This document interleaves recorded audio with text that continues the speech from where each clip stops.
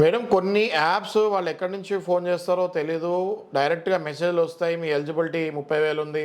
మీ eligibility 2,00,000 ఉంది, 3,00,000 ఉంది అని టక్కుమని డబ్బులు కూడా వాళ్ళకి ఏస్తడం జరుగుతుంది.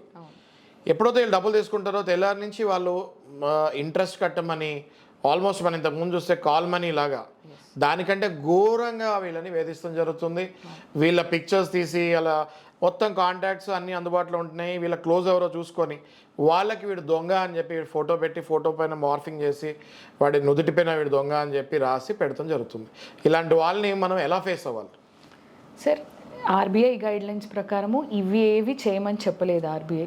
మనీ రికవర్ చేసుకోవాలి అంటే ఎవరైతే కస్టమర్ ఉన్నారో, కానీ వీళ్ళ ఇవన్నీ ఇల్లీగల్ టాక్టిక్స్ అనేవి యూజ్ చేస్తున్నారు. న్యూడ్ పిక్చర్స్ పంపించేయడము, లేదు అని అంటే బంధువుల్లోకి అందరికీ వాడు కట్టట్లేదు మీరు కట్టండి అని చెప్పడము, చాలా అబ్యూజివ్గా మాట్లాడడము. వెంటనే పోలీస్ స్టేషన్కి వెళ్ళి సైబర్ క్రైమ్ కింద వీళ్ళని బుక్ చేయండి. అది ఒక్కటే రెజల్యూషన్. లేకపోతే వాడు కనిపించాడు, వాడి ఇంటికి రాడు, కానీ ఆన్లైన్లోనే పనులన్నీ చేస్తూ ఉంటాడు, విచ్ ఆర్ అగెయిన్స్ట్ లా.